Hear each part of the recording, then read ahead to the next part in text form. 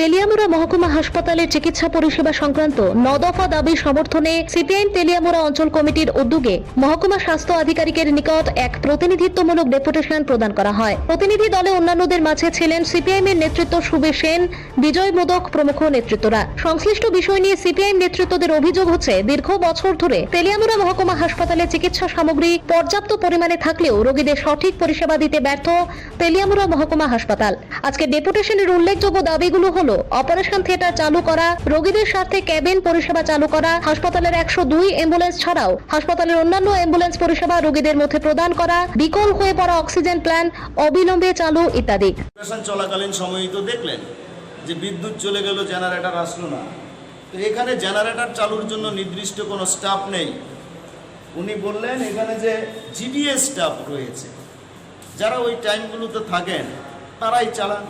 তো একজন GDS staff যিনি এমার্জেন্সিতে ডিউটি করছেন, এখন এমার্জেন্সি একটা পেশেন্টের কাজ করছেন, তো উনি কী করে গিয়ে সেই জেনারেটরটা চালু করবেন?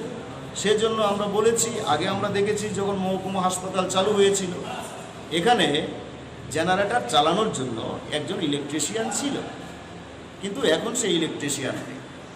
মর্গের বেহাল অবস্থা, কোনো ঘটনা ঘটলে পরে এই মর্গের মধ্যে যখন আনা হয় ডেড বডি, সেটা পোস্টমর্টেম করার জন্য কোনো লোক নেই। দীর্ঘদিন ধরে ডোমের সমস্যায় তেলিয়ামুড়া হসপিটাল ভুগছে।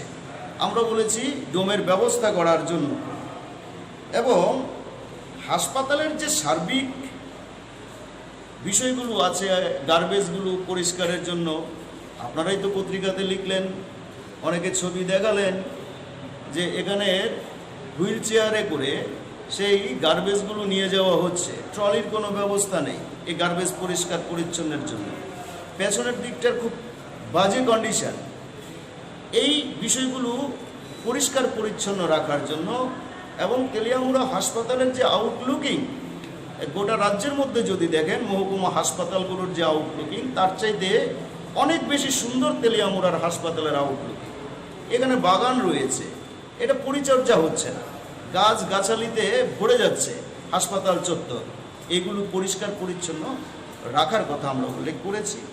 এখানে এসডিএমও আমাদেরকে আশ্বাস দিয়েছেন, ওনার আওতাধীন যে বিষয়গুলো রয়েছে এগুলো দ্রুত উনি করবেন।